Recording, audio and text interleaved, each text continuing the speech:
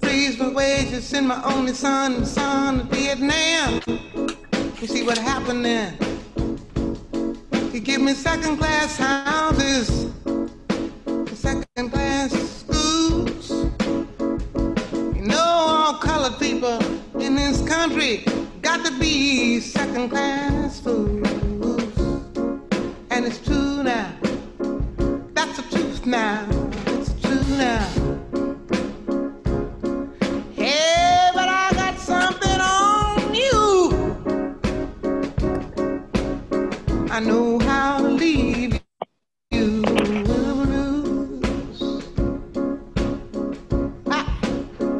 Hey, hey, when I try to find a job to get a little cash, all you're gonna hand me is your 2-cent backlash.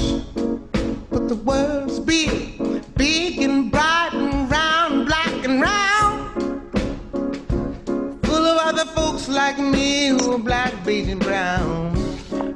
I'm backlash and Kissinger, I'm gonna leave you and you already got 'em. The blues.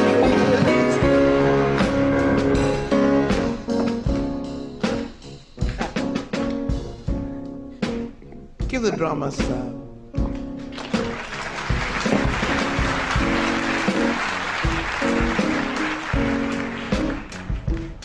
Like Odetta said last night, if you don't get loose now, you better forget it.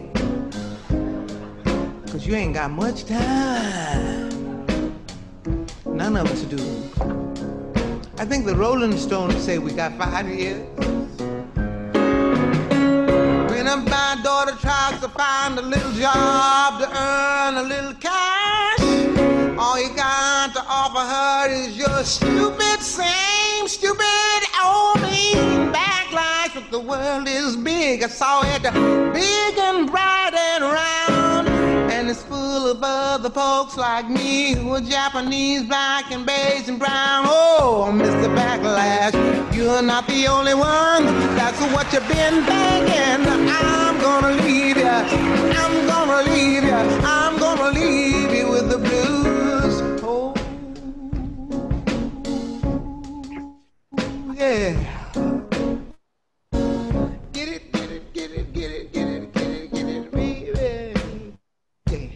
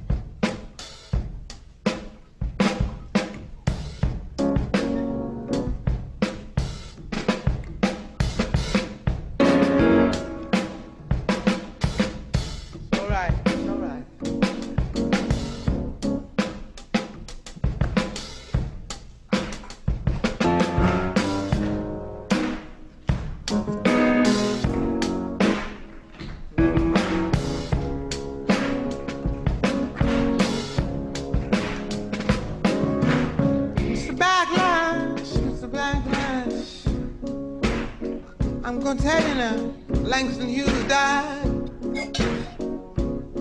He told me many months before. He said, Nina, I know it's been hard for you, baby. I know how hard it's been for you.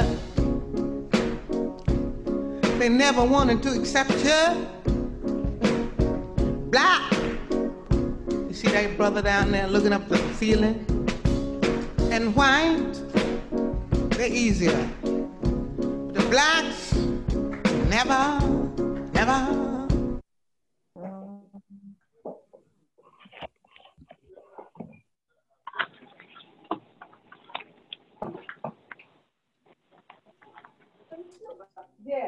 Hey y'all, so we're gonna go ahead and get started. I'm hoping that folks had to find okay time hopping in. My name is Nena. I use any pronouns, and I'm an organizer with Black Youth Project 100, also known as BYP 100, and we're a group of young Black folks ages 18 to 35 who believe in fighting for the freedom of all Black people.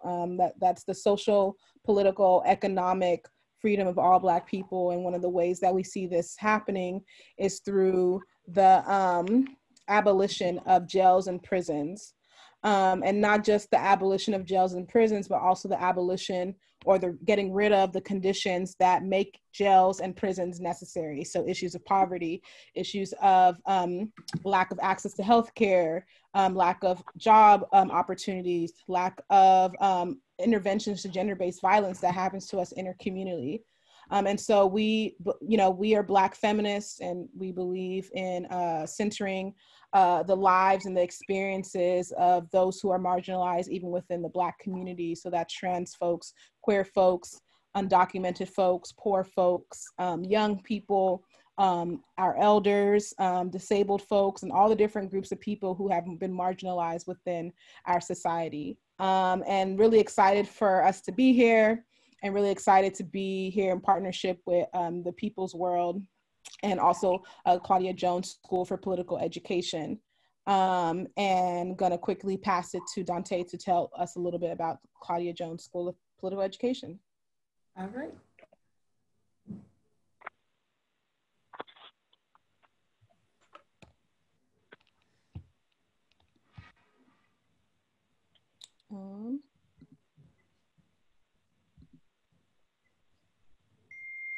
All right, there you go. Sorry. No problem. Hello, everyone. Thank you, Nina, for the small introduction. But let me give a brief introduction of our organization. And we're very excited to be here in partnership with the BYP 100. I have a lot of respect for the organization, and we hope to develop this relationship. So the Claudia Jones School for Political Education, we got established this year. And for folks who don't know who Claudia Jones is, she was a Black communist woman in the 1920s, 1930s, very involved with the Communist Party USA, and basically laid the foundations for what we know now as intersectionality, and also another term, triple oppression, which was intersecting gender, race, and class. So those are very important, and that's basically what we're centering our organization on. And our goal is to basically become an institution in DC that basically encompasses a program, teach-ins, seminars, discussions, film screenings, study groups, etc., regarding the history of the labor movements, racial and social justice movements, particularly in DC and also internationally and throughout this country as well. And also understanding the racial character of capitalism, class struggle, and also union organizing. So I'm going to be brief, but we had our first events before the pandemic hit in DC with Bill Fletcher Jr. At the Nicaraguan Embassy in DC, and we're hoping to build relationships with other progressive and other organizations in DC, and host forums and teach-ins and study groups, which I mentioned. We're also planning a upcoming town hall on the unemployment crisis, which hopefully information will be out about that soon. And we'll also be hosting Carol Boyce Davies, the author of Left of Karl Marx, Claudia Jones's autobiography, basically, next month. So information will be sent out about that as well. So I just want to be brief, and happy to be here, and happy to work in collaboration with BYP 100 and bring our panelists here who've been very involved with the movement, especially in the movement to free Angela Davis. So thank you. Yeah, and like, you know, and I'll get a little bit into like our campaign and some of the things that we're working on, but we really did, you know, we really do value intergenerational conversations and to hear about the legacy of those who have, you know, been doing this work for decades, and the legacy in which we're building off of. And so our hope, we have two panelists today, which one of my comrades, Cam, will introduce. But we really came together because, you know, we as organizations need to be working together. And we have a lot of relationships, we have a lot of history. And so we hope that this conversation is illuminating. And one thing that we wanted to bring into the room is like the arts. You know, I know we haven't, you know, as a society or in this country really, you know, had a collective grieving around COVID-19 and all of the trauma that is happening and all of the deaths that are happening. And so we really believe in the ability to use arts, to use song, to use dance, to use all these different mechanisms to heal collectively. And so we have one of our folks, Luci Murphy, who can introduce herself, and she's going to teach us a song before we get into our program. Okay, thank you, Nana. I'm Luci Murphy, the song leader for the DC chapter of the Poor People's Campaign, also the organizer of the Black Workers Center Chorus, and a member of the DC Labor Chorus. And I thought an appropriate song would be Ella's song, which takes the words of Ella Jo Baker and sets them to music. Originally, the chorus was, "We who believe in freedom cannot rest," but the word freedom has been so twisted. And I think right now, using "we who believe in justice" might have a little, be a little more direct. So I'm inviting people to sing along with me. Unfortunately, because of the delay in telephone and internet transmission, we can't all sing together with our mics open, but I'm asking you to mute your mic and sing along with me. "We who believe in justice cannot rest until it comes." We who believe in justice cannot rest, cannot rest. We who believe in justice cannot rest until it comes. We who believe in justice cannot rest, cannot rest. We who believe in justice cannot rest until it comes. Until the killing of Black men, Black mother sons, is as important as the killing of white men, white mother sons. We who believe in justice cannot rest, cannot rest.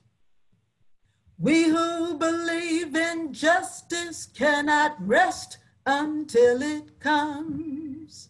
And that which touches me most is that I had a chance to work with people, passing on to others that which was passed on to me.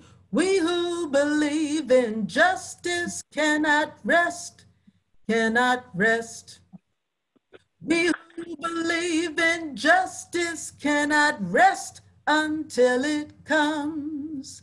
To me, young people come first, they come first. They have the courage where we fail. And if I can shed some light as they carry us through the gale, the older I get, the better I know that the secret of my going on is when the reins are in the hands of the young who dare to run against the storm. We who believe in justice cannot rest, cannot rest. We who believe in justice cannot rest until it comes. Sing with me again. We who believe in justice cannot rest, cannot rest.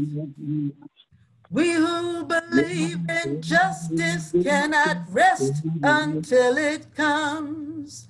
Struggling myself don't mean a whole lot.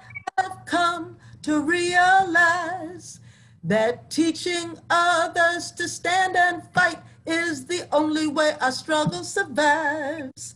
Not needing the clutch for power, not needing the light just to shine on me.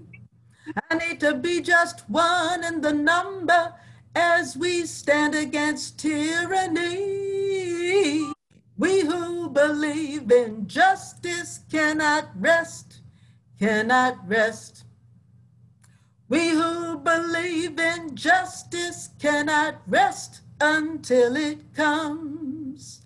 We who believe in justice cannot rest, cannot rest. We who believe in justice cannot rest until it comes. I'm a woman who speaks in a voice, and I must be heard. Sometimes I can be quite difficult. I'll bow to no man's word. We who believe in justice cannot rest, cannot rest. Last time. We who believe in justice cannot rest until it comes. All right. Yes, thank you so much, Bravo. Lucy, for, you know, setting the stage for, yeah, the legacy of Ella Baker, because we are living in her legacy and her beliefs around democracy and the everyday person, and the everyday person taking matters into their own hand and self-determining their livelihood. And we know that prisons and jails rip that self-determination away from folks, particularly Black folks. So I appreciate that. And I wanted to name like one accessibility thing. I know we had a couple folks who need live captioning, and we did book live captioning, but the person is not on. And so I'm still going to be working on getting that. And so just want to apologize for that. And hopefully we can get that up and running and get the person in here to do that. But yeah, so I'm going to reshare my screen. And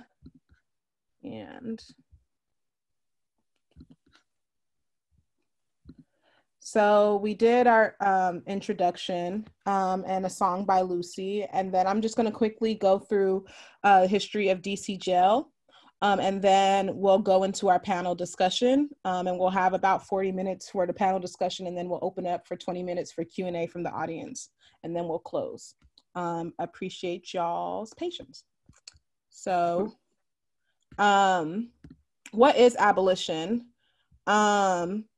Abolition is a political vision with the goal of eliminating imprisonment, policing, and surveillance, and creating lasting alternatives to punishment and imprisonment. And abolition is both a practical organizing tool and a long-term goal. In order for an abolitionist future to be realized, we must all live this vision in our lives. And so it's not so much only about, like I said, ripping things or like tearing things down, but like how are we building relationships with each other that are transformative? How are we resolving conflict in our everyday lives that are transformative, that are in new ways than like what we've learned? And just want to do a quick timeline, and I might ask other folks to like join in because I don't want to be talking the whole time. But yeah, this is a timeline of the DC jail into present. So in 1872, the old DC jail was built, which replaced a federal jail. And then in 1910, we have the Lorton Prison Complex, which was created in response to quote unquote deplorable conditions and overcrowding of DC jail, which was built in Northern Virginia. And then in 1972, we had folks who were incarcerated. They held an uprising at DC jail and took guards hostage. And this was like right after the Attica uprising in New York. And so the Attica uprising influenced a lot of uprisings around the country, and in DC that was in 1972. So there's like a lot of great photos and a lot of great content around like how folks were organizing inside.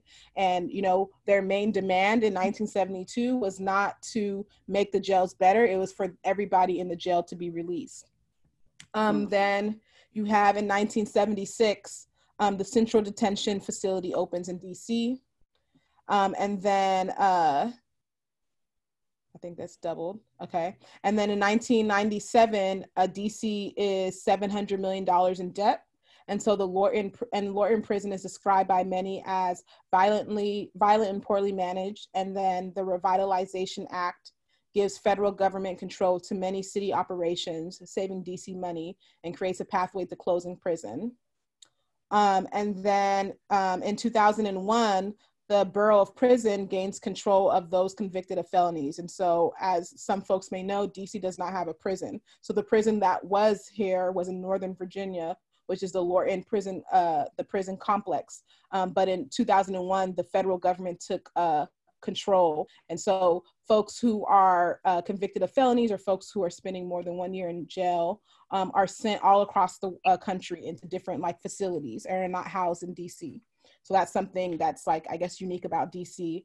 And then in 2018, the current jail is reported to have unsanitary, inhumane conditions, and DC proposes a $500 to $700 million for construction of a new jail.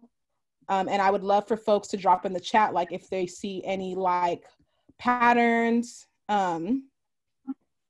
if they see any patterns or any, yeah, what stands out from this timeline?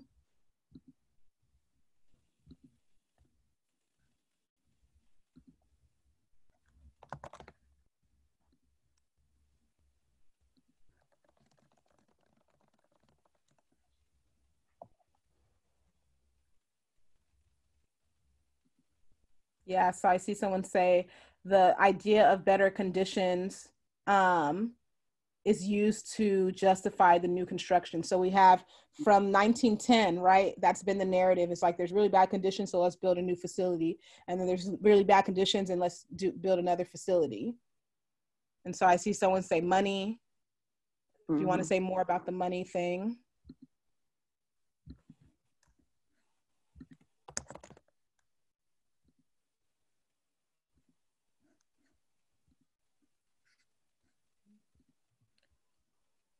Patterns of building new jails as a response to horrible conditions, right? If DC is in debt, where do they get the 500 million to open a new jail? Exactly. So DC keeps talking about they're in debt, but somehow they always have money to build new jails, but they don't have enough money to build housing for folks. They don't have enough money to fix the potholes in DC. They don't have enough money to get everybody testing during COVID-19. And make it accessible to everybody in every neighborhood. Someone else says the conditions never improve despite all this money being allocated towards prisons. And one accessibility note is we got the live captioning, and so it is at the bottom in the middle of the page for folks who need the live captioning. And then another person says the conditions never improve despite all this money being allocated towards prisons. Right. Okay, I'm gonna move. So just some quick facts. So of all the people booked at Department of Corrections in 2018, 35% indicated a history of serious mental illness, 54% met criteria for substance use disorder, 59% met criteria for a chronic health condition, and 89% are Black, right? So I think DC is hovering around 40 to 50% of Black folks, and 89% of the population is Black. So those are the conditions we're in right now.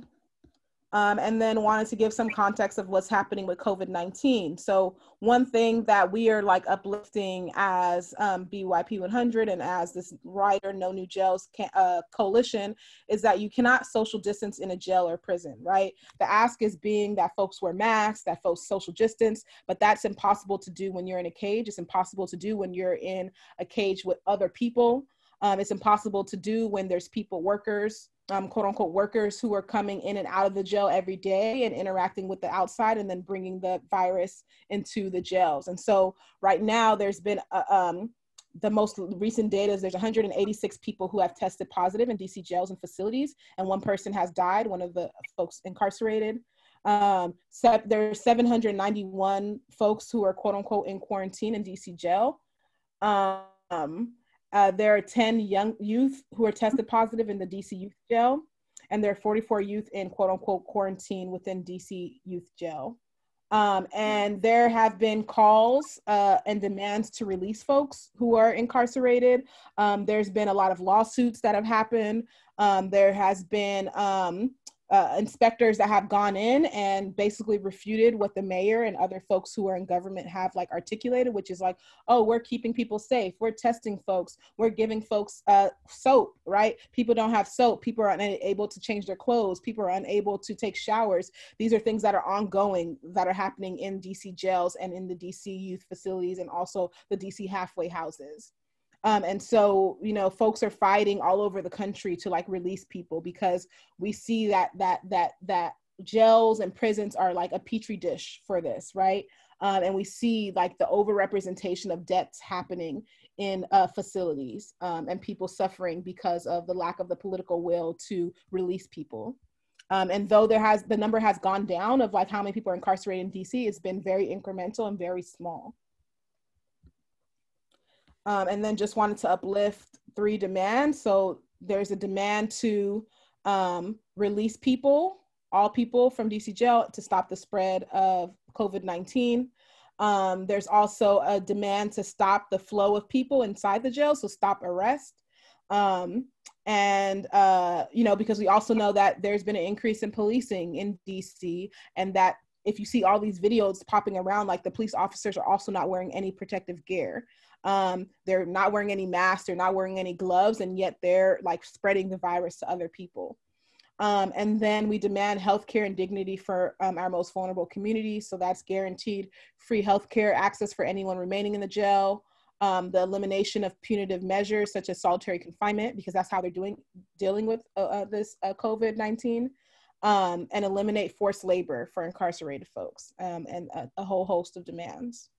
And, you know, we have a No New Jails campaign in DC, and I didn't go into super detail, but the last thing on the timeline was like DC is still trying to propose a construction of a new jail under the guise of deplorable conditions. And yes, the conditions are deplorable because jails are deplorable, and there's never a time where there's going to be safe conditions in cages. That's not what they're for.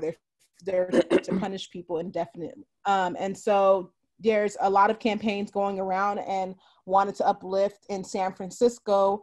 They just won the closure of the San Francisco jail that's there, and they just got their final vote and got funds to repurpose the money into something that actually benefits communities. Cool. So we'll go into the panel. I just wanted to share a couple of things with folks. Also, I forgot to mention at the top of the meeting, we are recording this so that folks who weren't able to attend are able to also get this information. Cool. I don't know if there's anything in the chat, any questions? Cool. So I'm going to pass it to Cam. Hey y'all, my name is Kim. I use they, them pronouns. I'm a member of the DC chapter of BYP 100. I just want to first say that I'm honored to read these bios and honored to have these folks here to be in conversation with us and give us tools to be able to move this work forward. So I'll start with one of our panelists, Cassie Lopez, Mama Cassie. Mama Cassie is a product of the second Great Migration of Black folk from the South. Her father was seeking a better way to make a living to provide for his growing family and also to escape the brutal realities of Jim Crow, while her mother was expecting a 3rd child. She was the 4th of 6 children. Cassie was born at the end of World War II, 1945, in the bustling city of Detroit, Michigan, where her family lived on the east side, where most settled. It was called Black Bottom. Her dad worked in a factory that produced parts for cars. He was a union rep on the job. He worked hard to eliminate racial preferences on the job as well, running a campaign to get rid of separate drinking fountains. Cassie and her father talked a lot about what was happening to Black people. She joined her first picket line at the age of 10. It was a Woodworth's department store. Cassie saw people picketing and asked her mother if she could join. That was the beginning of many marches, pickets, and whatever else needed to be done. In high school, she organized a petition campaign to clean up the alleys in her neighborhood. It worked. They cleaned alleys. At Wayne State University, Cassie joined SNCC, Student Nonviolent Coordinating Committee, and the NSM, Northern Student Movement. In 1964, she moved to California and joined the Boys Club, a national formation of Marxist-oriented youth. There was so much going on that she joined a movement called Welfare Rights, while confusing support for the Southern rights movements. She helped to organize Youth for Jobs with the guidance of Brother Roscoe Proctor, a Communist Party member. She joined the party and has been involved in her community. The Free Angela movement was a great experience. Cassie was a key organizer in the campaign. She was a school teacher for 35 years and formed a group called Youth Power that lasts for over 15 years, tackling issues that directly affected students. Presently, she managed the the Proctor Marxist Library Community Center, where they house over 10 people. Also, she is the co-chair of the local neighborhood center. And our next panelist is Jaime Cruz Jr. Jaime is the second oldest of 5 siblings. He grew up in a poor and working class African-American and Puerto Rican neighborhood in Spanish Harlem, also known as El Barrio, during the 50s, 60s, and 70s. He was a husband and now widower, father to 2 children, and grandfather to 5 grandchildren. Growing up Puerto Rican, like many other nationally oppressed minorities in this country, he was exposed to racism and oppression. Being called empathize, such as speck and other demeaning terms, and not being welcome in certain neighborhoods due to the potential of becoming a victim of racial violence. Jaime stayed in the hood where he felt secure. Jaime became a junior high school dropout due to misguidance and uses of drugs, particularly heroin. Eventually, these activities introduced him to the carceral environment. Jaime was incarcerated at a youth center in the Bronx known as Euthanism of Spofford Youth Center in the mid-1960s for approximately 6 months. After being released, he was placed on probation for a year. Later, for violating probation, truancy, and drug addiction, he was sentenced from 12 to 18 months at an upstate New York facility known as New Hampton Reform. He spent a year here from 1966 to 1967. While incarcerated, he read his first book ever entitled Man-Child in the Promised Land by Claude Brown. This experience woke him up, but not enough. After his release, Jaime returned home to the same conditions that produced his behavior in the first instance. He could not adjust or feel comfortable in his own skin and returned to old habits of drug use and petty crimes. He was eventually arrested for narcotics and usage, a violation of his parole and being placed in the joint. Luckily, he ran into an old friend in a drug rehabilitation facility known as Phoenix House Programs, where they spent about a year. It was here where Jaime met the director of the Phoenix program from the East 116th Street facility, Mark Ron Clark, a well-known African-American jazz bassist. This friend of Jaime explained that Ron Clark was directing a re-educational drug abstinence program in Washington, D.C. At his sentencing, he pleaded with the judge to allow him to travel to Washington, D.C. to take a part in the program, and the judge consented. This moment was pivotal for Jaime. At Rap Inc., Jaime was introduced to African-American history and culture. This in turn took him on a path of self-healing and developing a consciousness. He began studying his Puerto Rican history and culture and was fortunate to meet Bobby Seale and Erica Huggins from the Black Panther Party. Jaime began reading the Black Panther Party Muhammad Speaks in Palente, Young Lord's Party newspaper. In 1975, Jaime started his undergraduate studies, which he never completed, at Antec College, Basic Human Problems Center in Washington, D.C. It was here that some extraordinary people like Damu Smith, Kenneth Jones, and Audrey Hare, and many others. This learning institution was led by an African-American Marxist, Mr. Marvin Gentry from Ohio. This is where he met Dr. Jack Odell, as an adjunct professor at Antioch College. Odell was an outstanding human being, consummate organizer, writer, editor of Freedom Way magazine, educator, and mentor. Jaime joined the Young Workers' Liberation League and then the Communist Party USA shortly thereafter. In 1976, Jaime became involved with the Vincent Mo's Bridgegate, a solidarity organization in the USA that works in building relations with the Cuban people. He was part of the 11th contingent of the Vincent Bridgegate, who went to Cuba to construct housing for a period of 10 weeks in Havana for the workers. This experience in Cuba, a developing nation, constructed socialism, crystallized Jaime's revolutionary spirit forever.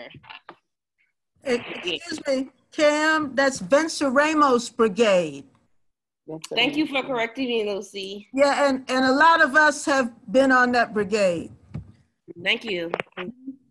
Yes, thank you, Cam. Like we are, you know, there's a wealth of knowledge on this call, including with Luci, a wealth of experiences, and we hope that during the Q&A, folks feel very open and empowered to ask questions. And I forgot to note, so our event is called From Free Angela Davis to No New Jails DC, and I wanted to make the quick link. You know, Angela Davis, I was just listening to a conversation she had with Nikki Giovanni a week ago. And she always talks about her experience of being incarcerated.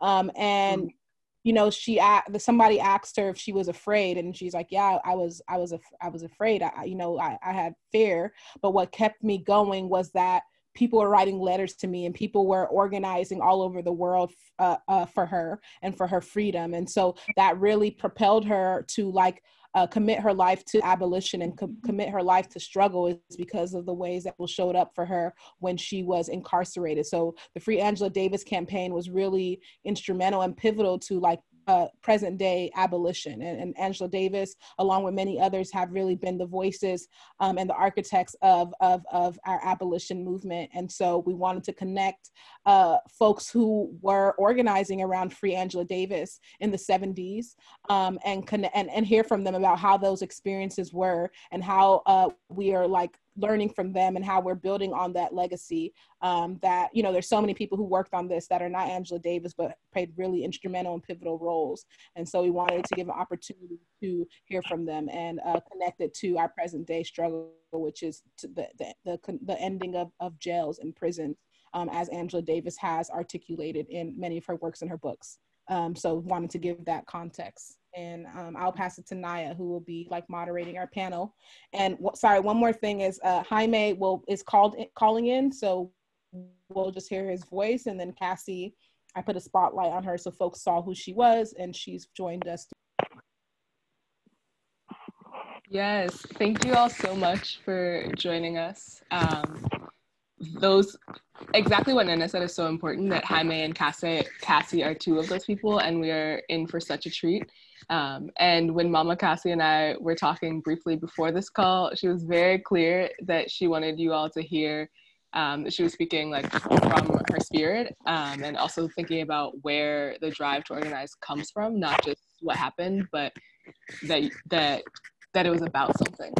So I'm very excited, very honored, very grateful to be here.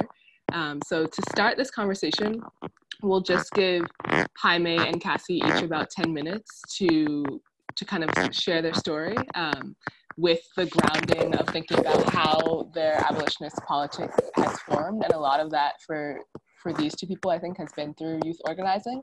And then, of course, working with the Free Angela Davis campaign, and explicitly working on decarceration efforts and abolitionist efforts, and then also some local DC abolition work, since the DC chapter of BYP 100 is running that here right now.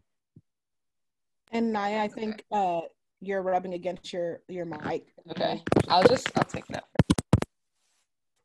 Thank you for that, y'all. So we'll start with Cassie. And Cassie, if you can tell us a bit about all of the youth organizing that you shared in your bio, and how you really, what brought you to be an organizer, and how those experiences in your youth were formative. Well, You know, I grew up in Black Bottom in Detroit, which was 80% Black, and working class, the working poor, and police presence was always there. They were always there. And even in elementary school, they would bring the cops over and say, oh, he's your friend, this and that. But we knew otherwise. There was a white cop named Rotation Slim, and he was known for beating black ass. He would jump people, beat them down, and you know, nothing ever happened to him until some people rose up in the community to speak up against him. So I had no love affair for the cops. And my dad, who was a hardworking factory worker, got arrested, and he was known as Mr. AC. And my dad worked with the youth, you know, like providing sports right in the alleys and giving candy away. And people loved my dad. But the cops arrested him, said that he was a suspect in a robbery, you know? And so that really terrified me as a kid. Like my dad was held for 5 days until he was finally released. And, you know, that kind of terror exists in our community, and I know it's true. And so I've always had this thing like, we need these, I won't use the language I usually use, but we needed them out of our community because they weren't help solving the problems. And I still have that consciousness today. So I don't know where I got the guts from, but I don't know, maybe it's my internal spirit. I always felt I had to fight injustice. Like the sister said, we who believe in justice, we can never stop because it hasn't ended. And we see the brutal manifestations of the recent killings in Florida. So as I went on as a young person, wherever I thought there was injustice, the first thing I saw was down south. So I joined my first picket line at 10, picketing against Woolworths, you know, and there was police there always monitoring so that the Negroes wouldn't get out of hand. And so I joined at 10, and at 75, I'm still joining picket lines and organizing because I know we cannot rest. Until I take my last breath, I'm committed, along with thousands and thousands of others, to change the system. Capitalism is not working for us. It never has worked for us. And so when I was a teacher in junior high and high school, I used to teach the kids about capitalism. You know what system you're living under? And they'd say, oh, freedom? No. And so this has been a continual struggle. I know I only got 10 minutes. So Angela, I was in the March on Washington. I was a key organizer in 1968, the Poor People's Campaign, bringing hundreds of people from California, Northern California, so many different movements. I don't want to list all of them, but then Angela was arrested, and I had heard her speak, and she was a sister. And I said, we must stand up for this sister because she's speaking truth. And so I went to some meetings, and I remember the Communist Party by then. I had come out to California, and I said, and we discussed, we had a club called Nitty Gritty, which was an Afro-American basically club. And we strategized on how could we help the sister. At first, they were looking for Angela, and the communists were the ones who protected her so that she would not be murdered. And then finally it was decided she was gonna give up, but she didn't give up. She just said, okay, we're gonna have a trial, whatever. But the sisters and brothers stood with her. And so we opened up a little headquarters in North Oakland, where I live at, not far from where the Panthers organized. And we ran a Free Angela campaign.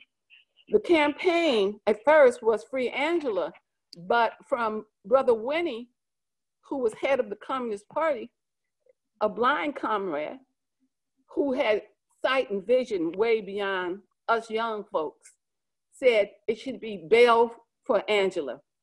And that broadened the movement. So some people who was on the fence of whether or not she should be freed said, well, she should at least get bail.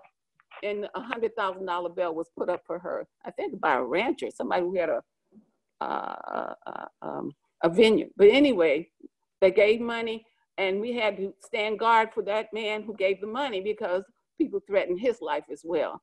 So my particular role was organizing so that people from the community the community, the Black community could come in and give their worth. A lot of them cooked chicken dinners in their churches, in their sororities. I mean, it was involvement from the ground up. It wasn't just for the political people. It was the people who understood that there was not justice in trying to persecute Angela. And so there were hundreds of people who came through and made their contribution. We had marches, we threw a concert to raise money. I mean, we did everything we could, but it was from the community behind Angela. And I used to go to the jail every day when she was out in Marin, and I thought it was really paradoxical that one of the most beautiful architectural structures was where she was housed. It was a jail. But once you go inside the jail, it was a jail. It was a hole that keep people incarcerated. And I would drive across the bridge 3 or 4 days a week just to see Angela to make sure she was okay, that she was getting the medical treatment that she needed. And a friend of mine, Dr. Small, who we just recently honored, who worked with the Panther Party, started going and attending to her physical needs. So it was a full-on, full-fledged movement to free Angela. And I would tell you this, we had some marches in East Oakland where the African-American community is the biggest, called by African-Americans, called by other organizations, called by churches. And we had a march, and a lot of people didn't even know about Angela. So we said, we got to take the message into the community, among the community, and involve the community, because we were the community ourselves. And so it was a very, very inspirational, and sometimes not easy, okay? Because sometimes when we get together, okay, you know, there are attitudes and so on and so forth. So learning how to work through that so that we could honor each other's words and our ideas was a hard struggle, because we've been taught not to love ourselves and each other. So that was one of the primary things we did stuff on African-American history and racism, but we spoke to the spirit of our people, because a lot of our people felt broken, but maybe this was a chance to make it right.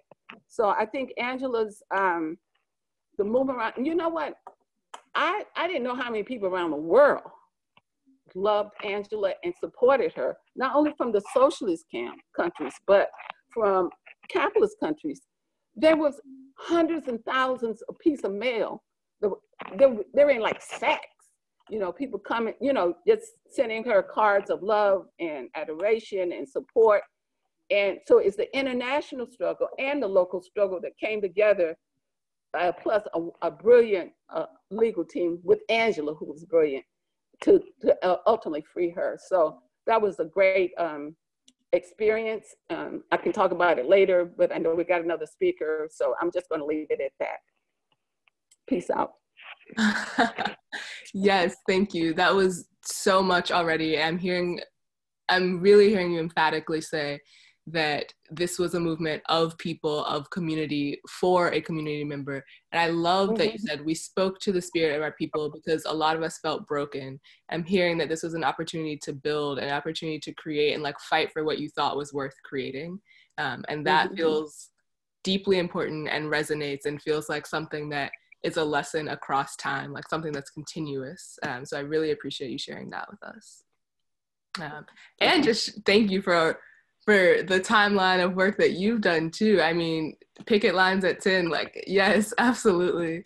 And it also sounds like we have a lot to hear and internalize and learn about the scope of experiences, like experiencing things in Detroit and in the South and in Oakland, and figuring out how machinery works, and it connects all of us. So thank you for that. Okay, we will jump to Jaime for now, and then we'll come back and have kind of questions for both of you at the same time. But Jaime, similar questions.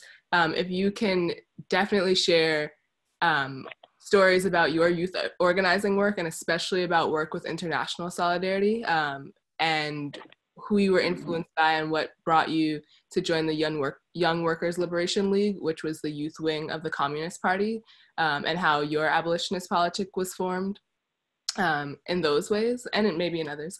And then also what campaigns you've been involved in during the period of the National Alliance Against Racism and Political Repression, and the work you've done locally in DC. Thank you for the invitation, for the opportunity, and I'm very glad that Cassie was able to start the way she did and laid out the framework. I wasn't one of those persons that participated in the Free Angela Davis campaign. By the time I was familiar with it, but Angela had been freed already. I learned about the movement with the Free Angela campaign from many people who participated in it. I also knew about the International Solidarity campaign, how it was pivotal and very important to put pressure on the powers that be here in the U.S. to release Angela. Because she was a political prisoner, it was a frame-up, and that's basically the gist of it. But I did work around the Wilmington 10 case, which took place around basically the same time in 1971 in Wilmington, North Carolina. A situation that occurred where the Wilmington 10 were convicted for arson and conspiracy. Basically, my understanding is that a white grocery business was firebombed, and at that time that took place, Reverend Dr. Chavis was meeting with the youth at a church nearby, and it was alleged that fires were coming from the roof of a building, and they identified it as the church. And on those trumped up charges, that's how they were convicted, and they all received. They were sentenced to like 29 years in jail. Most of them did at least a decade in prison. The campaign, when I came to learn about it, was like around 75, 76, because there was not a whole lot of work being done. There was some work being done, but it did not take the dimensions of the Free Angela campaign until a little bit later on, maybe until 1979, 1980. That's when the Amnesty International stepped in and put a lot of its resources in defending the Wilmington 10 and Dr. Ben Chavis. That's where it became internationalized, and finally they were released because it was determined that the conviction was overturned because at a federal appeals court on the grounds that the prosecutor and the trial judge had violated the defendant's constitutional rights. So that's how they released. The National Alliance Against Racism and Political Repression, I worked on different campaigns, demonstrations, leafletting, getting the word out, explaining these political situations that were taking place with regards to the Wilmington 10, with regards to other prisoners, political prisoners. Like at that same time, there was like 5 Puerto Rican prisoners still in prison. That were the longest held during that period of over 25 years. There were political prisoners, so I worked around that campaign, around solidarity. I worked with the Solidarity Committee with freeing the political prisoners as well as decolonizing Puerto Rico. But I've worked on so many different things. Cassie mentioned about the Youth March for Jobs. I was one of the principal organizers for a march that took place in New York City, and that's when I got very involved working with the church, developing relations, and working directly with the directors of the youth in those churches, and it was difficult because a lot of them were somewhat conservative. You couldn't identify yourself as being communist or necessarily having those ideas. You had to speak in a particular language would not turn them off. And so I developed a language where I can relate to them and they can relate to me, and they weren't frightened about what I represented.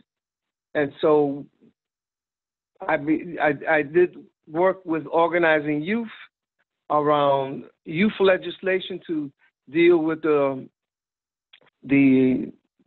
dismal situation of youth during that period, and it hasn't changed very much.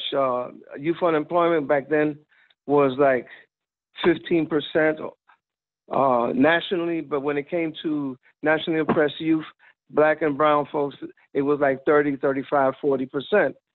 And so that was a situation that we had to address.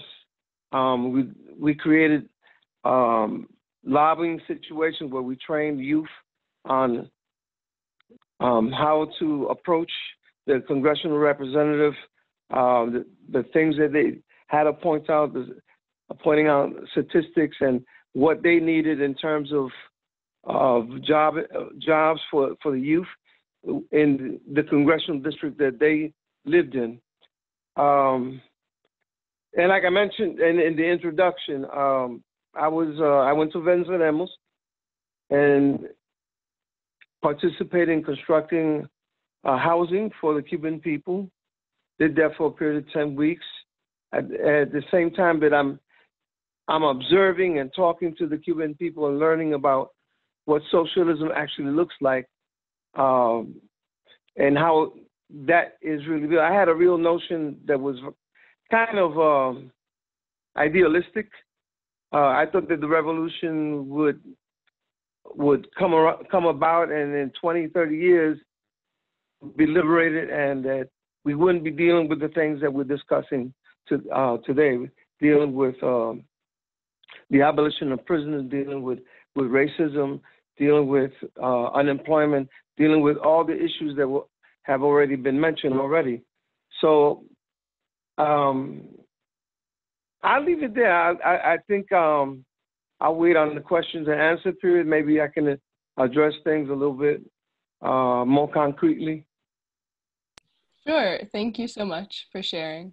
That is already so helpful, and especially hearing you say that conditions that you witnessed when you were organizing when you were younger haven't changed much, which is a perfect segue for bringing us to today, because we still have a responsibility to fight for the worlds we think we deserve to build and create. And so my first question for both of you, I think, is, given the work that you have done and the methods that you've used, what does the current condition around, like, what does our current status re-prison abolition work demand for us to do today? What does the current climate of prisons in the US demand from organizers today? Well, for me, Cassie, yeah, well, plain and simple, we have to go deeper into our communities and reach people, because there's so much misinformation or lack of information that a lot of people are just feeling hopeless, you know, and we have to really, with the movements, like at the center, we have a Marxist center, but I put some people in there because they have no place to live, okay? That's putting your words into action, you know what I mean? And while they live there, they have to struggle to acknowledge each other, because we've been taught not to like each other, not to like ourselves. So it's pretty basic. What we need to do is organize around the issues like jobs, housing, education. All those things still really apply today. But I was a school teacher for 35 years, so I work with my students. I help my students organize themselves, and they form Youth for Jobs. Youth Power. And it went on for 15 years with different groups of kids. And the kids would go down to the city council, they would go down to the Board of Education, and they would speak out because they learned they had rights. They have a right, and they have a mind, and they have a heart and a soul. And so this gave them the opportunity to express that and to fight for things that were relevant for them, like bathrooms. The bathrooms were a horrible mess when I went to the high school. And the kids would, Ms. Lopez, what can we do? I said, look, babies, get together, get your friends together. And they wrote out a petition, and the parents signed and the kids signed, and they had to upgrade the bathrooms, you know, but that gave them power, that you have power in your voice and your mind, and you have good minds. So it sounds pretty elemental to me.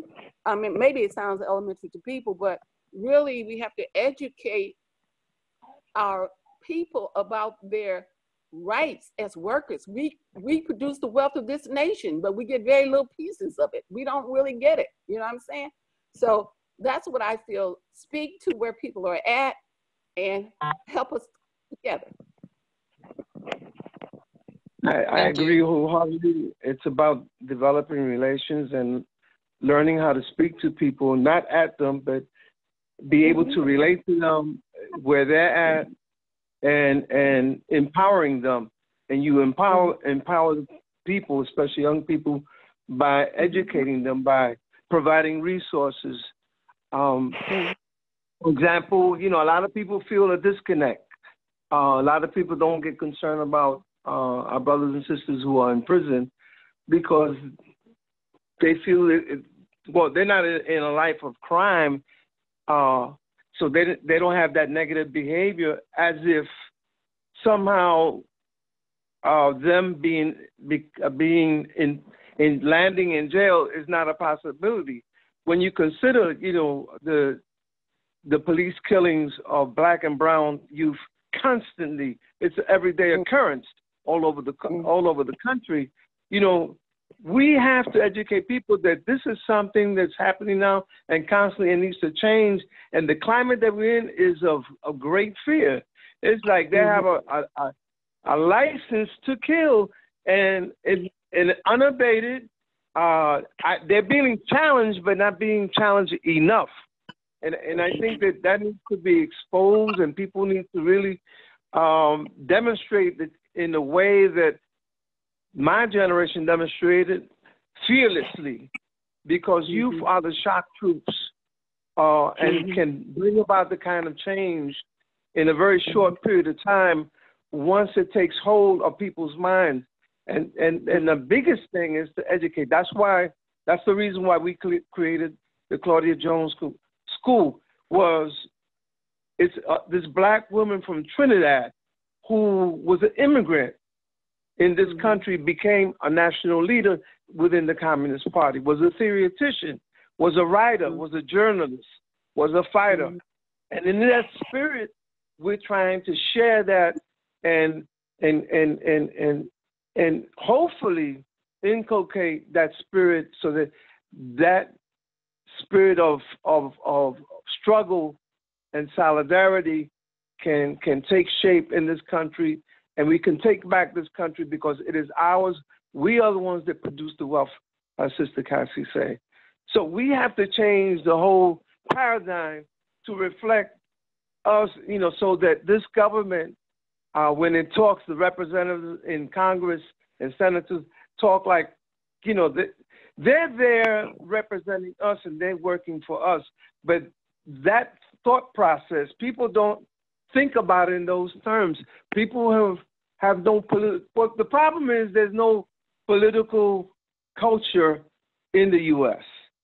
And the movements that have taken place in this country during the 30s with the unemployment councils, organizing unemployment people that were, for example, evicted, bringing their furniture and putting them back in and challenging the landlords. And all those traditions, that fighting spirit of struggle needs to be shared with the youth, that this did not start today. We have a long legacy, a rich legacy of struggle. And we have many, many leaders that have led the struggle on all levels, you know, women, youth, elderly, but people need to be educated, need to know who they are and gain strength from those examples. Yes, thank you all for sharing that. That's self-determination, that's community building, that is bringing people information that has been stolen and repressed, and the truth, like, that's important, and we deserve that. So thank you for sharing that. I'm really hearing you all. Want to uplift that people can keep asking questions, people who are viewing, if they like. We have one, and we'll ask a couple more questions, and then we'll also ask the audience questions. Jaime, I did want to kind of add on to this last question a little bit. If you think that, especially since you've been in DC and since you've been organizing in this area, if you think that the current political landscape of DC mandates something specific or particular from prison abolitionists and from us as organizers who are actively fighting, like a current proposal, or if you think the principles that you all have shared kind of covers DC as well. Well, I think, from the onset, what was mentioned already that Nana had mentioned, kind of laid out a blueprint, of where the focus should be and the attention. The fact that, as it has been said, that $500 million is available for the construction of a new jail. But we all know for like the last 30, 40 years with gentrification, people are being displaced. Chocolate City is no longer Chocolate City. It used to be about 85% African American. Now it's like, I think I heard you mention it was like 40, 45%, and about maybe 10 to 15% Latino, and the rest are Euro Americans. And so right there, you see a dramatic change. People were pushed out of their neighborhoods. Families who've been living there 2 and 3 generations, who had a history, like Barry's Farm and other areas, especially in Southeast, Northeast, across the river, where they're the most marginalized and where police brutality is the worst, even though it's an everyday occurrence all over the place. But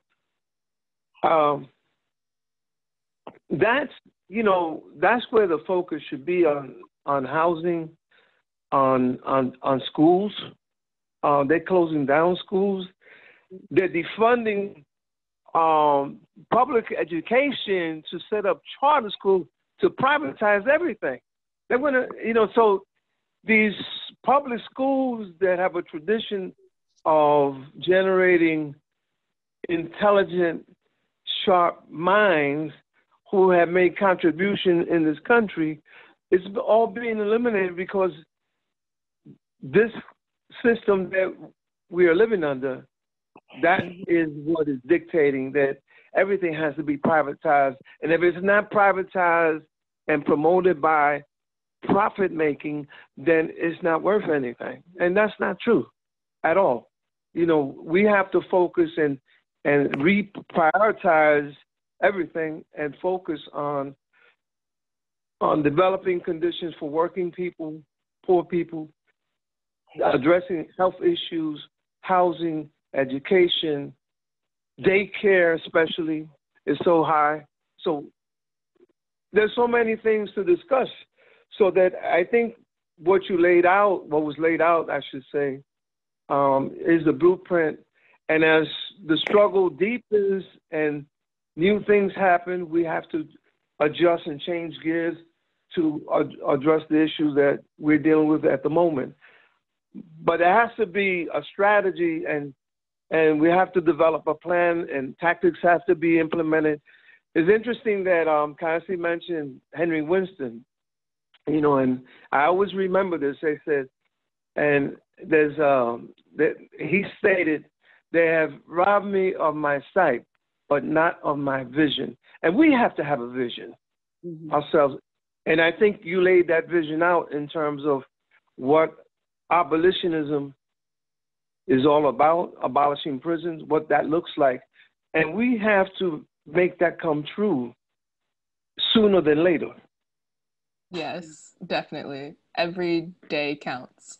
And I'm hearing so much of what you all shared has been embodying like the politic of abolition. I thank you for sharing examples of ways that we have to build and really voicing the things that we're advocating for, that prison abolition is not just a complaint about a current system, but that the full extent of the politic includes creating the things that would eliminate the current system. or the quote unquote need for the current system. If I can say something additionally, and I'm sorry, Cassie mentioned something about lack of education. And there's another thing that we have to deal with that we don't deal with too often is, the alienation and the disconnect that Black and brown you feel in terms of the impact of racism and how it demoralizes and how it also creates victims, and we can no longer buy into that victimhood. Because that has never been the legacy of Black and brown folks in this country. We've always been fighting, we've always been resilient, we've always been fighting back. And that is the history that we have to capture and share with folks so they feel empowered. So, this didn't start today. It's been going on for a long time. And we have to break away from that self-hatred and feeling that we don't have no power. No, we do have power. We have a legacy and a history that empowers us if we're educated and we understand where we come from. Yes, and that is so much of why we're grateful to have you all on the call as well, because you're right, like this did not start today, and the perspective that you're sharing is really important. I have one more question, and then we have 2 questions from people who are watching the panel. I think that it's been really important to hear the history of DC named as well, and for acknowledging like the disparity and segregation across the city, even as DC is quote unquote a diverse city, that depending on who you are and where you are and what you have access to, your experience in the city is incredibly distinct from other versions of an experience in the city. And I'm hearing you all share that you talked a lot about youth. You talked a lot about empowering people, about mobilizing people, about kind of like firing up that spirit and recognizing the value and like inherent value of the youth perspective. And I feel like I heard you share how that was a part of your own lives, your own upbringing. You were organizing as children. You could see that and live that. And so this question actually relates to a topic that someone wanted to hear about as they signed up as well. Because so much of this work is relationship building, and because so much of it is empowering people, and because we talked about youth, how do we talk to elders in particular about prison abolition? And I'll add that, sorry, Cassie, I do want to start with you. I will also just add that in DC, Black elders in particular do have a lot of political involvement, and in many cases, a lot of political power as well. So would love to hear about how you all have connected over time. How do we talk to elders and recognize the power of youth? And we'll start with you, Cassie. Okay. I think you talk to your elders, like a lot of us have grandchildren or children who either have interface with the prison system or are in the prison system. I have a nephew who's in the prison system, so I write him, send him money. We have experiences as Black elders, right? And having something in place, so when we need to fight for the justice of young people, there is something in place, because a lot of people lose hope if there's nothing there. If you can't find a lawyer who does pro bono, I mean, how do we circumvent, how do we deal with this system that is so unjust? And I think a lot of our elders are really concerned. I mean, I have a grandson and I have 8 grandchildren. I mean, like, you be worried every time they walk out the house, And one time, cops stopped my grandson right down the street and threw him on the hood of a cop car. But my neighbor, Nancy, came out and said, that's my nephew, what are you doing? And so they had to let him, and they called us and we went running down the street. But that was community. That was community standing up. And so I think a lot of us elders are concerned about the future of our youth, especially our boys, but also our girls too, And we need some kind of organization that really speak to that need and help us organize and have resources. Because it's one thing to say, you know, we want to have abolition of prisons, but we need to be able to get our kids, keep them away from the jail, keep them out of the jail. And so that's my concern in terms of being an elder, seeing how some people say after all these years, you know, they still throwing our kids in jail over minor, you know, infractions, and we get the heaviest penalties. And so I know some sisters are organizing around the judges, because a lot of times when you go to vote, you don't know what one judge from the next. And so now we're demanding that maybe ACLU and some of those other organizations help us figure out who's more progressive or liberal that can help us put people in place. Because right now, most of us don't even check off anybody. And that vote means something. So that's one area where people are beginning to look at and starting to politicize around. So if we can put your ass in office, we can take your ass out of office. And we're watching how you're dealing with our children. And that's one area that I know people are really concerned with. But it's a pretty big question, I feel. That's all I can say right now. And then Jaime, if you had something briefly on that, and then there's a couple audience questions. Well, yeah, I think Cassie hit it, you know, the hammer, you know, the nail on, you know. Nail on the head. There's always been relationships, intergenerational relationships. When I was a drug addict, you know, there was elderly drug addicts who was telling me, hey, you know, you got potential, you shouldn't be doing this. But I was hard-headed, like all you folks sometimes, some of us. But I learned, even though I continue in my path, but I was listening, I was paying attention.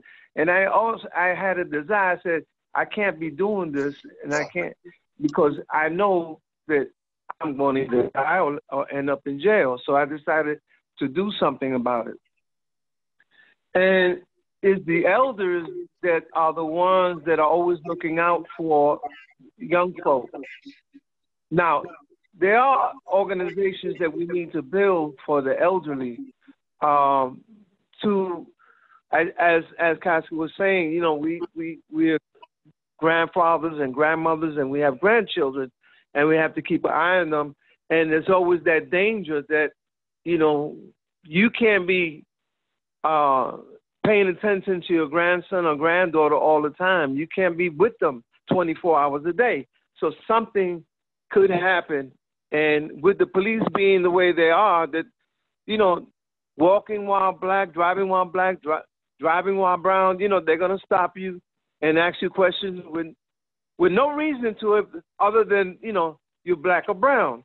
So we have to create organizations that are connected to the abolitionist movement, and also creating, for example, the need for daycare centers for the elderly, where they can meet other elderly to deal with some of the issues that they're dealing with in terms of loneliness and things of that nature.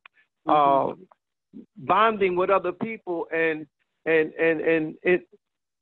that bonding, they learn and maybe can form organizations and do other socially necessary things that can connect to what we're all about the abolition of jails and prisons, and educating people that we have to change our thinking of why is there such a need for jails? Why is there a reason for jails in the first place? And then address those issues, you know, which are the issues of unemployment, the issues of racism, the issue of poor health and health delivery, especially to nationally oppressed people who are the victims all the time, who are the most marginalized, the most affected. And then that's where we need to change the paradigm so that people will begin to pay attention to the things that they should talk about and work around. Yes, all of that. Thank you. We have a really lovely question for Cassie from Talisa. And Talisa asks, I'm from Detroit, and we were taught about the riots of 1967 in school, but we were only ever taught about the police perspective. Were you in Detroit during the riots? What was the community's response to them, and what did abolition work look like during that period? The abolition, well, a lot of things are raised about the jails and stuff in Detroit, and the action of the police. They were held heavily, especially towards Black working class people. But I was in California in 1964 organizing welfare rights. So I wasn't in Detroit, but my family was in Detroit. You know, the hard thing about this is the need for unity. We have to be unified if we're going to take on the system. Because if you're not unified, they're going to knock you down at your knees. And people were raising great issues about jail conditions, our sentencing of our youth, the exploitation of the Black community. But in terms of resolve, we needed everybody on board to support some of the issues that were being espoused. So, you know, I wasn't in Detroit. I was in California fighting the battle around the treatment of women on welfare. But from what I would hear from my dad or people who were in Northern Student Movement, they were really concerned about trying to get some headway on some of these issues, and some of those issues were never resolved, unfortunately. But we need to come together. I don't care if you're in a church, if you're in a sorority, if you work in a factory, if you're unemployed, whatever. We need to all band together around the issue of justice for our race. The social upliftment of Black people is really a major agenda item, but it has to be dealt with. And one of the things that I think makes it complex is that we become distant among ourselves in our own community. Not everybody, but a lot of people. My house, everybody know my house in my neighborhood. They know my house. She's a hellraiser. Her husband is a hellraiser. We're on the board. Oh, we got to deal with some folks who are about something serious, you know? So, and bringing other people on board in the neighborhood. But that neighborhood building is important, and you cannot be an activist without the community being part of you and you being part of your community. So people know you. You don't have to go out your neighborhood to advertise what you're about. You can do it right there in your neighborhood because people know you and have seen you over the years. So, I mean, that's all I could say about Detroit. I wasn't really happy with the results, though. Yes. Yep. Oh, was there one last thing you were saying? I just said I was, you know, I was following what was going on, but, you know, the lack of unity crippled us in those movements at that time. Right. And that feels so relevant today as well, as we are physically distanced from lots of people, but perhaps more importantly than ever, like needing to be in community and also to take care of one another. When we've seen this like carceral violent reaction, a response from governments where if you're outside without masks, or if you're outside and police want to behave as they desire, that then punishment is carceral, but we don't have access to masks in the first place, that people don't have all those foundational resources that wouldn't create these conditions. And so much of what has been holding people up are their neighbors, are these community pods, are people, right? And we know that to be true. So echoing, like really hearing you and echoing, thank you for being a hellraiser on the block. I'm glad that is the reputation. We have another question. Someone asks, what should we do about imperialists who are tried and found guilty of war crimes? And this question really pushes our politic to think about what we mean, and do we mean it for everyone? That's a kind of difficult question, you know, because, you know, if being an abolitionist and the question of people on death row, question of that being the fate as a way of resolving the issue of the war crimes that those folks committed. But definitely, U.S. imperialism or any other imperialism, you know, coming from Europe or any other nation, we have to address those issues. Usually issues come up when, you know, you have mass murder, for example, or you have conditions that took place like on the apartheid, or in any other places where you have extreme consequences of violence that is massive, we have to address those questions. It all depends on the circumstances, on the conditions. In South Africa, they had a reconciliation process. That never happened here in this country.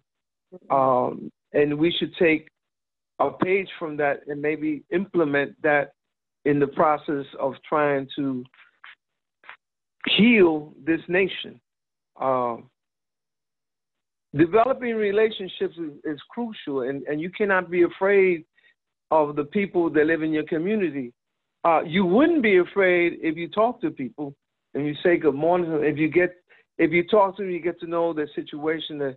They'll share things about their family. They'll share things about their desires, their hopes, their dreams, and that's how you come close and you eliminate these walls where people are not talking to each other and your neighbors. And we got to break that down. And the only way to do that is by not having fear and not about getting to know your neighbor and working together with your neighbor to accomplish certain things that the community may need, whatever it may be, the shutting down of a school, or let's get together and organize to prevent that from happening, or there's a need for a public library, or the public library has a lot of spaces that can be utilized for community events, and why not approach them and use that community resource for meeting purposes or for youth or anything along those lines, but to maximize the resources in our community to the benefit of the community. And that's something that we need to do. Hello? Yes. Yeah, I would say, because I'm on the Mosswood, which is a recreational center in a park right 2 blocks from my house. And I had to struggle to get other Black folks to be on the board at Mosswood, but decisions are made that affect the whole city. And we had homeless encampment at our park. Now, being that we were involved, it took a whole different tenure, because some of the people who came who are gentrifiers in our neighborhood, they wanted to have them thrown out. But we said, these are human beings. They have life and they deserve resources. And we fought for resources for the homeless at Mosswood. But if we hadn't been there, they would have just called the cops and had them removed, and then they come back 2 months later. So being there, and you know what? Sometimes some of my neighbors, they ain't cool. So I play hardball. I mean, like, I bring other Black folks in there and they see all these Black folks at the meeting. It changes the tone of the meeting. It changes the outlook of the meeting, because the Black folks who come in there are progressive and they're from the hood, So, I mean, we have to be there where we are at 100%. If I have to go to another neighborhood, I will, but I have to deal with my neighborhood first. This is home, so I think we have to, like, sometimes I'm sort of brutal with people. I don't know. I try to be nice, but So I don't know, but I just feel No, you're doing the right thing. You're doing the right thing. I know you are. Yeah, because Well, I can speak, for example, in D.C. with regards to undocumented workers who you see looking for employment, where by providing their construction skills. And this whole notion of the demonization of undocumented workers, because we don't see them as human beings. I mean, we bought into this whole notion that, they're not citizens. Who cares? Who cares? I mean, at one point in the world, migration took place from Africa and populated the whole world. I mean, there was no need for any papers to be asked. There wasn't the kind of things that we're facing now that, well, you have to be a citizen to have the human right to get a job or to have the human right to get something to eat. Or, I mean, that's ridiculous. I mean, we have to break this paradigm, this idea, this notion, and the battle that's the hardest and most difficult is the ideological one, because people buy into these notions. We are stratified in different classes. I mean, it used to be a time that the Latino community, I'll speak about the Puerto Rican community, were mostly poor and working class folks. But 40 years later, those folks have also attained higher education as part of those struggles of the civil rights, which is great. But those folks who attain those degrees, who are doing much better, don't care nothing about the poor folks where they used to live at in the old neighborhood. So you have these attitudes and a disconnect and alienation where they feel they're better. And so we got to break those kinds of notions down. I mean, that divides us. That does not unify us.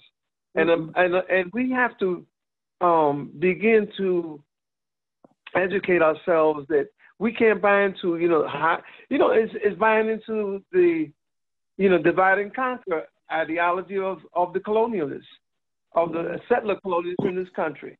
And we can't buy into it. Otherwise, we'll never move ahead and to the next step where we need to go.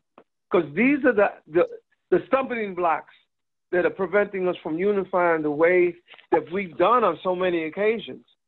With the Free Angela Davis campaign, with the Wilmington 10, with the Jenna 6, with Youth March for Jobs, in supporting, Paul Robeson in terms of him being able to travel when they took away his passport. These are struggles that have taken place of masses of people from all walks of life. But how many people know about these struggles? We have to educate them. And hopefully with the panel that we're having today, that's part of the whole reason why we're doing this. Yes, that's absolutely part of the whole reason why we're doing this. Political education is super important. And, we, in some ways we can't fight for what we don't know. And I'm hearing that be a principle, knowing that kind of like that agency, that self-determination. What you all have shared is really getting to like our core needs. There's a flower down there, yeah. I think someone's unmuted. Okay, perfect. Yeah, so what you all have shared today is really getting to our core needs and has really shined a light on the alternatives, the meeting of needs that wouldn't require prisons in the first place. And so there's another question on the topic of education that says, can schools be reformed? Are schools, as constructs designed to protect whiteness and filter BIPOC, so Black, Indigenous, people of color, children to jails, worth saving? Can schools be reformed? Are schools, as they are designed, worth saving? Especially in the context of all of the education that you all mentioned. And given the context of, well, one, creating new schools for ourselves, like Claudia Jones, and giving the education that like Black Panther Party and SNCC and Communist Party did for itself, and you all's involvement in that. As a teacher for 35 years, baby, I fought the day I walked in to the day I walked out, because the school is built to suppress and oppress the kids. And so in my classroom, I had a refrigerator, a sofa, I fed the kids, we made hamburger. I mean, we fed each other, not only physically, but spiritually, because everyone who walked in that door was welcome. I didn't care if you were Latino, Asian, African-American, Haitian, whatever you were acknowledged as a human being, and you were accepted to come into that room because this was home away from home. But a lot of the teachers resented that. And I was, what is Miss Lopez doing down there? All she doing is, celebrating their birthdays and feeding them food. Well, why in the hell not? Because a lot of them left home hungry. You took away the snack period.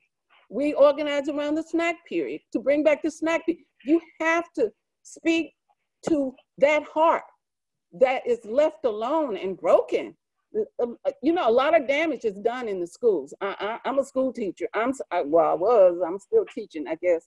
But a lot of kids were told they were stupid. They were, you know, they were put down.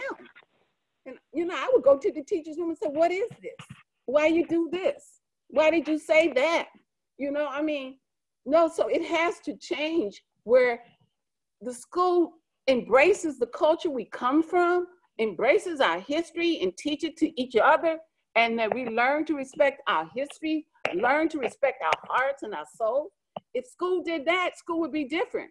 There was a school in LA that was like that, and their enrollment,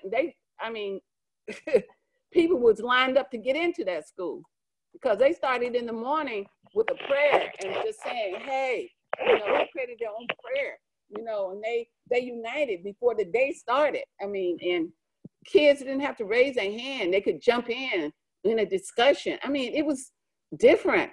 And that school actually was one of the best schools in LA. But schools are not like that. Most of the schools are designed to teach us to follow the rule, whatever the rule. If the rule is go against us, we still follow the rule. So I think schools have to change dramatically. And then they're too crowded. I mean, one time I had 43 kids in my classroom. Well, maybe because I had a refrigerator and some food in there, but I mean, I was teaching stuff too. But I mean, you know, 43 is hard to do, you know? You need class size, all that stuff. Everybody knows what those issues are. So I just think the schools have to change dramatically, become more humane, understand the community they're in, embrace the culture, understand the culture, and then we'd have different kind of schools, because right now they're sort of like prisons for me. I agree with what Cassie's saying. I think that, you know, this whole question of pedagogy, it has to be, well, we need to try different modalities that have worked. For example, you know, as a consequence of the Black Panther Party work around the free breakfast programs for children and the liberation schools for children. I remember working in RAP. We had two major programs. There was a page taken from the Black Panther Party, and this was duplicated by the Young Lords Party and other organizations. We would have a clothing program, and we put on Saturdays, you know, racks of clothing for people, poor people, to come and select, and, you know, clothing that was used, but it was in good quality condition. And there was also the Liberation School, where children were learning about their own history and culture to supplement the miseducation that they were receiving in public schools. You know, so yes, there is a need to create a different modality of education where, you know, everyone can participate in the educational process. It's not just about formal education because you went so many years to a school and you got a degree. Okay, that's a great individual accomplishment. But there are many people who are educated through life experiences, through their culture, through what they learn. You know, a farmer can teach you a great deal about agronomy and astronomy and a whole lot of other stuff, that much more than anyone else. But we have to have an open mind to receiving knowledge that's not necessarily coming from a formal education. Everyone can teach one. So I think we have to embrace different modalities, but I think one that embraces a pedagogy that's promoted, like Pedagogy of the Oppressed by Pablo Freire and Peter McLaren, have followed that way of teaching, and that's the kind of education that we need to teach, working class education, and teach about the multinational, multiracial history of this country. And that will keep us together, that will keep us grounded, that will keep us centered. Absolutely, and I really appreciate you noting that one, we have examples of things that have worked. Maybe, we create something new if we need to. Like you all said, we, respond to the moment that we find ourselves in.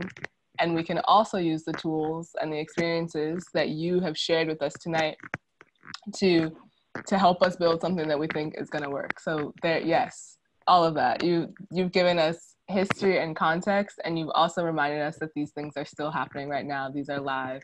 And I'm really hearing that so many things you all are sharing are principles, right? Like, it's not just something that happened, but that the principles of self-determination, the ability to educate ourselves, the ability to recognize the breadth of experience and the stolen land. Someone in the chat said, how can you care about citizenship on stolen land? What is citizenship on stolen land in the first place? And so that complexity of perspective, I really appreciate y'all for sharing. We've got about 8 minutes before Luci will come back and teach us one more song to close. And so I have 2 more questions in these 8 minutes.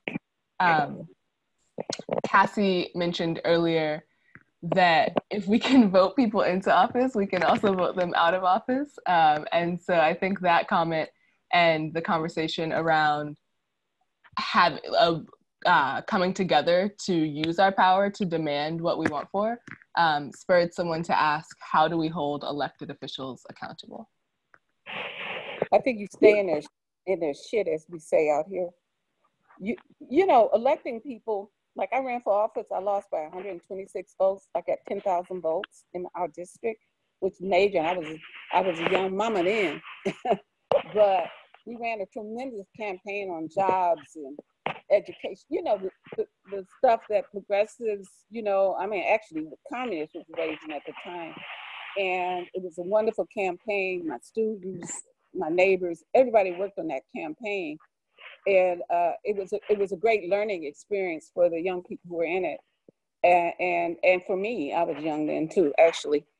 But I just think that, will you rephrase your question for me? I know I just lost my train of thought. Ooh. Sure. How do we hold elected officials accountable? Yeah, so once people are elected, you got to keep going down to the city council. You need to be on their boards, giving your opinion about issues. So they just have professionals to give them advice. They need advice from the community, and demand that they show up to our organizations and express what they think they know, but learn from what we have to say about how we're living. And it's a lot of work. I went to so many city council meetings, and I'm gonna tell you, after a while they get really boring. You know what I mean? Like, they put you the last on the agenda, so then you have to move it up because we got kids with us. But you have to develop a relationship with those people who are supposed to be representing you, and letting them know what is what and what we need, and keeping their feet to the fire, as they say. But it's a lot of work, I'm gonna tell you. But if you're gonna elect people, you gotta stay in their shit. That's what I believe.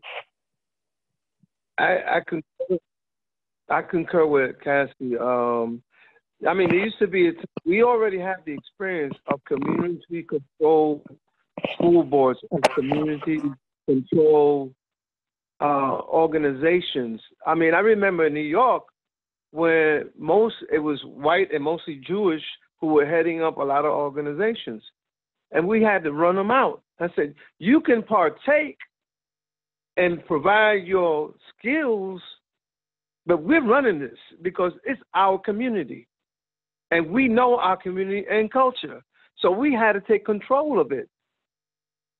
In regards to elected officials, we need to impose some sort of a statute, something that's regulatory where, okay, you've ran for this office, great. But there's like 6 months or a year probationary period to see how well you do. Okay, you ran on this platform and you promoting this, that, and the other. Okay, let's do a report card. Let's evaluate how well you've implemented the things that you ran on. And if they don't, then we need to remove them.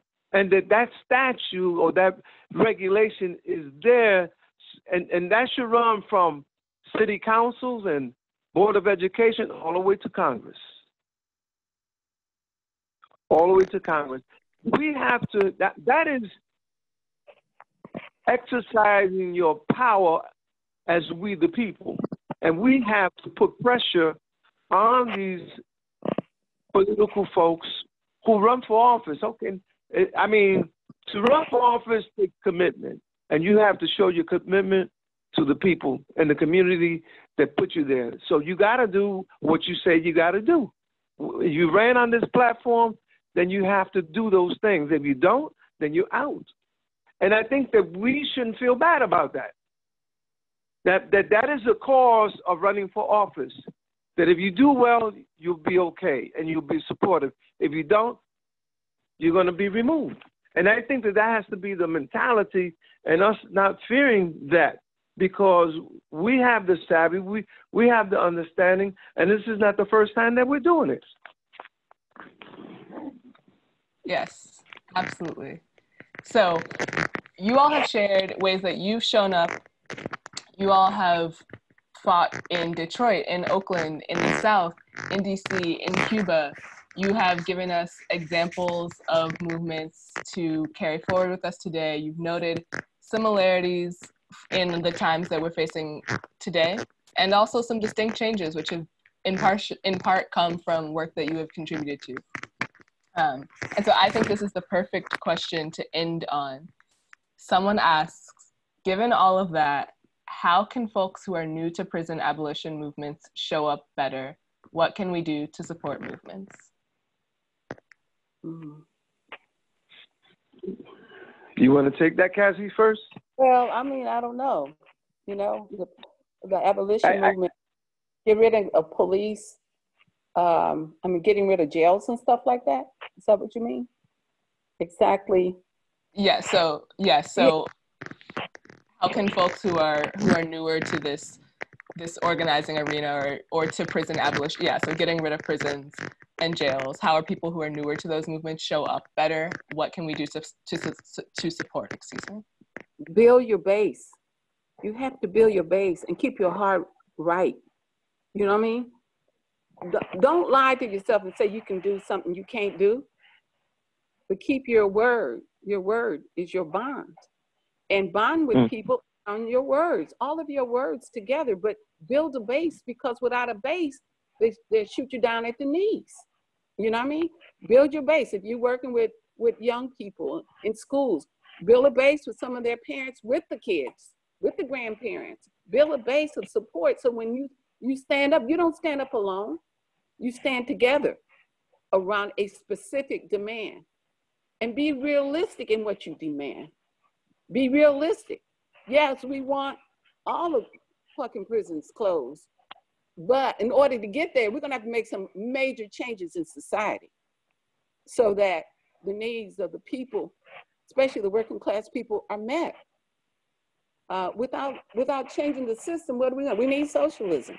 Well, how do you get people to look at capitalism and socialism and understand that capitalism don't work for us?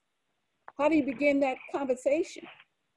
How do you extend education? You know, so I think building tighter bonds with people inside the prisons, there are folks outside of the prisons. We might just be starting a letter writing campaign with the prisoners, but it's got to be your heart be right and your goals be righteous, along with the prisoners and their families and with the communities that are being dealt with. Otherwise, I don't know. And always fight for a system change, because capitalism is not working. And I tell that people every day. And they say, what do you mean, Cassie, Mama C? What do you mean, Mama C? And we take on all the myths, like Jaime was saying. You know, the myths that if you do this and do that, you're gonna be good. I'm good. I'm gonna make my paper. You make your paper how? How you gonna make your paper when you can't even get the job to make the paper? You know, so that's what I feel. It's a big question, but system change is big, but establishing those ties with the prisoners and with their families is major. Thank you. And then Jaime, last question. You know, I have to piggyback on everything that Cassie said because, you know, we have to set people where they are in terms of their understanding, and what they know, and help them and guide them. I mean, it might be the first time that they're really coming into a situation where they really don't know how to organize. They don't have no confidence in their speaking ability, that they know things, you know, and we have to inculcate courage and confidence, and all that comes in developing relationships, in knowing the community, and you showing to them that you're up to the task of sharing all the resources that you have to help them and guide them, and showing that love, and showing that you know, they're worthy, number one, that they have the knowledge and ability to go very far and do great things. But we have to inculcate that in our people, you know, so that they have the confidence. You know, this is a dress rehearsal for socialism. If we don't know how to organize people on a community level, in our own neighborhood, if we're afraid to talk to them, then what are we really talking about? We have to, if you feel connected to the community, then you know you shouldn't have no problems talking to anyone. People know you, you know them, and that you have a certain amount of respect that you've gained because they know who you are, they know the issues and what you stand for, that you have courage, and you're a fighter, and you're willing to organize and risk being in jail, you know, going to jail because of your beliefs, your political beliefs.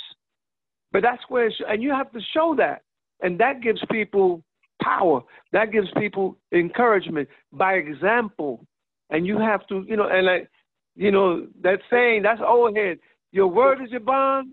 If you say you're going to do something, do it. And that's, I'll end it at that. Thank you both. This has been incredible. I'm going to pass it back to Nina just to close us out. Yes, so I'm just gonna, I think, were you saying something, Cassie? I just want to say this is really impressive, and thank you for your hard work and what you're doing. It's really Thank you. Thank y'all. Like, y'all really gave me my life, and we are so committed to creating intergenerational spaces because, you know, like you said, we need to connect, and we need to know our history, and we need to know that we're not alone, and we need to be savoring these moments. These moments are really important, and they're really instrumental, and I've been moved today, so I really appreciate it. And Luci's going to close us out on a song, and I just wanted to do some quick plugs. To follow us on No New Gels DC, BYP 100 and Decrim Now DC.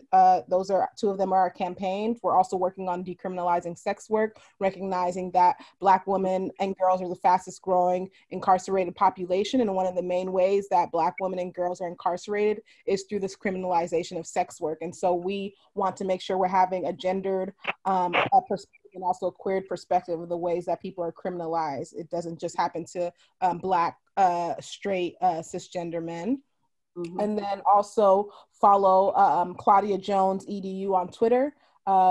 Folks are creating a school of political education, and they're creating study groups and book clubs. And so if you want to dig deeper into more learning in community in the different modalities that were expressed here, that's one way to follow them.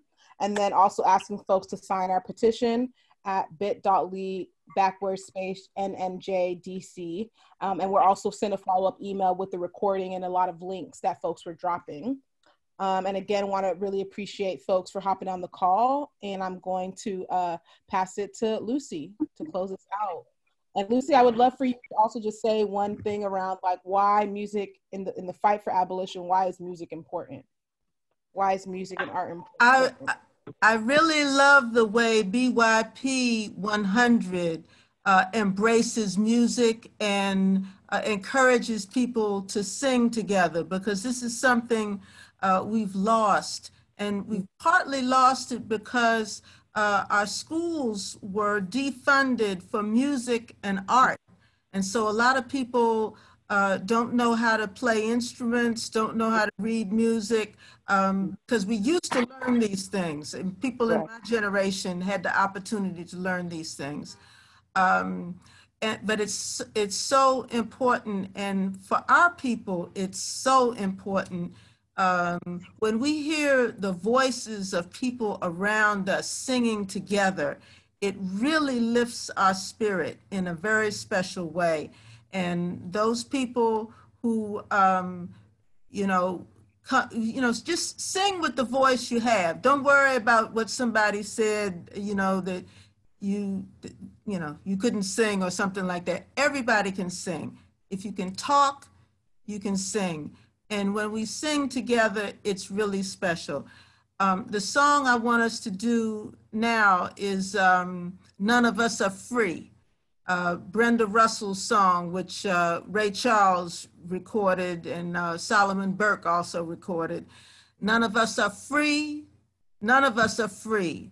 None of us are free if one of us is chained.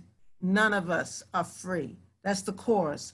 None of us are free, none of us are free, none of us are free, none of us are free, none of us are free if one of us is chained, none of us are free.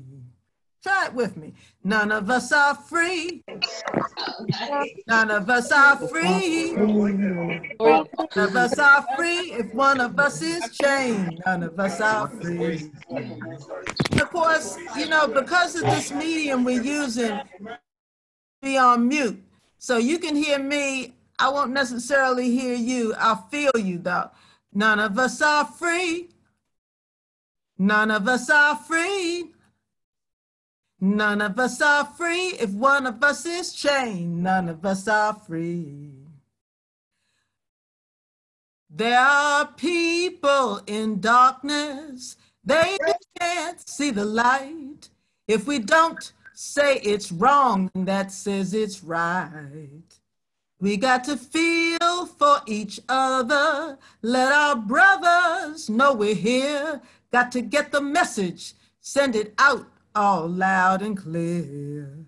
None of us are free. None of us are free. None of us are free if one of us is chained. None of us are free. Well, I swear to you, salvation isn't very hard to find. None of us can find it on our own. We got to join together, spirit, heart, and mind. So all the souls who are suffering know they're not alone. Ooh, ooh, ooh. Do some oohs with me. Ooh, ooh, ooh. Ooh, ooh, ooh. None of us are free. Try some more oohs. Ooh, ooh, ooh. Ooh, ooh. Ooh, ooh, ooh. Ooh. Ooh, ooh, ooh. None of us are free. If you just look around you, you're gonna see what I say, that the world is getting smaller each passing day. Well, it's time to make some changes. It's time we all realize that the truth is shining right before our eyes. None of us are free. None of us are free. None of us are free. None of us are free if one of us is chained. None of us are free. All right. Thank you so much. Thank you. Hallelujah. Yeah. All right. It was And beautiful. folks can feel free to unmute Yes. yourself if you have some affirmations or you want to scream or you want to clap. We invite you to do all the things. Beautiful. Thank you so I'm much, gonna- Luci, Cassie, and Jaime. Hi. Okay, I'm glad. I You all really so much. you guys work. Thank you. Thank you so much. We love you, Lucy. Thank you. Yes. Thank you, Jaime. Thank you. Kat. Love you. All right. Thank you Thank you. so much. Thank you. Okay. Thank you. Thank you Night, so much. y'all. Good Thank night. you. Right. Bye, everybody. Take care and build community. Meet your neighbors, y'all. Oh, Bless you. I'm far away. Bye.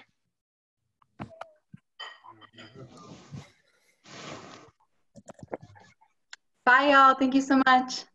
Bye. Thank you for joining us. Bye-bye. Bye, Rick and Michelle. We love you. We love you too. Set up. Love y'all.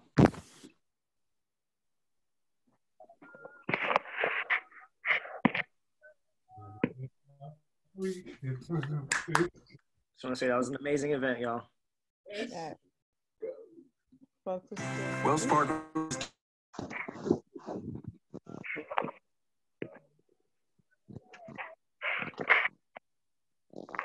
Okay, I'm gonna end the recording.